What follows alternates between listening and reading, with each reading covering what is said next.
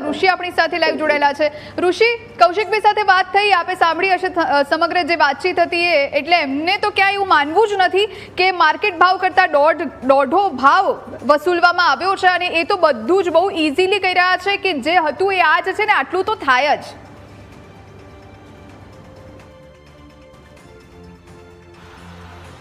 જેના ઉપર આરોપ લાગ્યો છે સ્વાભાવિક છે, એ કોઈ સ્વીકારે જ નહીં કે હા અમે કૌભાંડમાં સામેલ છીએ।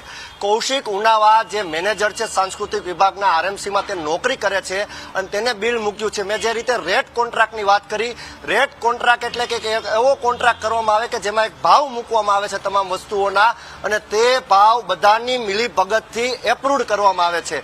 જે વિડીયો શૂટિંગ ને ફોટોગ્રાફી છે તે 7 દિવસ કરવાનું જે મેનેજર કહી રહ્યા છે। 7 દિવસ કોના બાપની દિવાળી, તમે 7 દિવસ કર્યું શું? મુખ્ય 3 દિવસ હતા ડિમોલેશનના, તેમાં પણ જે ડ્રોન ઉડાડવામાં આવ્યા હતા કે સતત 7 ઝોનમાં વોચ રાખવામાં આવી હતી, 2 LED સ્ક્રીન મૂકવામાં આવી હતી અને એ પણ કંટ્રોલ રૂમમાં મૂકવામાં આવી હતી।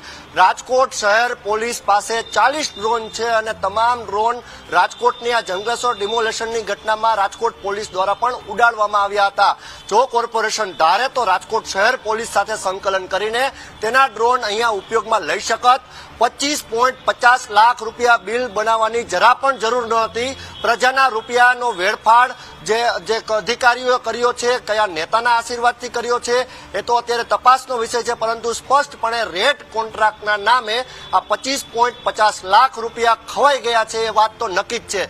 બિલ પણ જુદા જુદા સ્ટેજ ઉપર અત્યારે પડ્યા છે પાસ થવા માટે અને આ સ્પષ્ટપણે પાસ પણ થઈ જશે તે પણ હકીકત છે।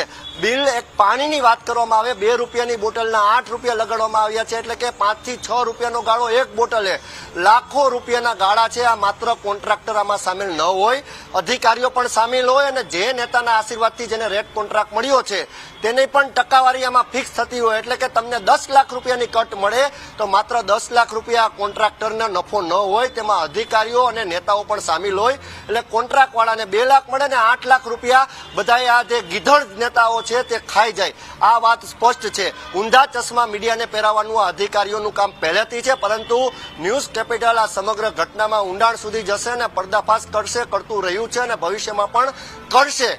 જે ચાની વાત છે, 15 રૂપિયાની અડધી ચા બહાર મળતી હોય તે 21 રૂપિયામાં અડધી ચા બારે ન જ મળે અને એમાં પણ 21,000 અડધી ચાનો કપ જો મગાવવાના હોય તો એ 15 વાળા 11 રૂપિયા કે 10 રૂપિયા થઈ જાય। એ સામાન્ય જે અભણ માણસો હોય તેને પણ ખ્યાલ આવે, પરંતુ ક્યાંક ને ક્યાંક આ માલ મલાઈ તમામ અધિકારીઓને મળતી હોય છે, એટલે કે કોર્પોરેશનની આબરૂ ન જાય તે છાવરતા હોય છે। એટલે સ્પષ્ટપણે મીડિયામાં તો તે વાહવાઈ જ કરશે અને મીઠું મીઠું જ બોલશે, પરંતુ મીઠું ઝેર આ કોર્પોરેશનમાં ઘૂસી ગયું છે।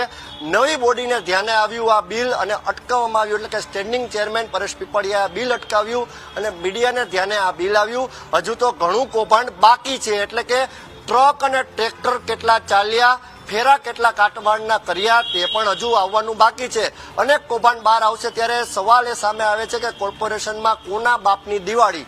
કરોડો રૂપિયાનો ખર્ચ કરી નાખ્યો છે, પ્રજાના તિજોરીનો ખર્ચ છે અને આ ખર્ચના એક એક હિસાબ જે છે જનતા માગશે અને ન્યૂઝ કેપિટલ એક એક અધિકારી પાસેથી અને નેતા પાસેથી આ જનતા થકી આ હિસાબ માગશે તે વાત નક્કી છે। જી આભાર આપનો, આપ જોડાઈને જાણકારી આપી તે માટે।